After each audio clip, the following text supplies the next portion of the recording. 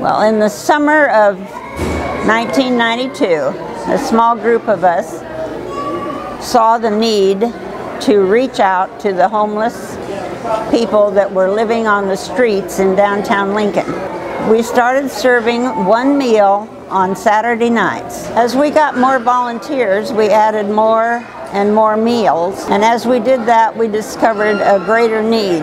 We found that there were many more homeless than we had anticipated. And as we built our volunteer base, we added more meals until eventually we were serving 2 meals a day, 7 days a week. I'm most proud of and consider it very significant that for over 21 years I've been able to not only provide nutrition for their bodies, but help, and most of all hope, to try to help our guests rebuild their lives.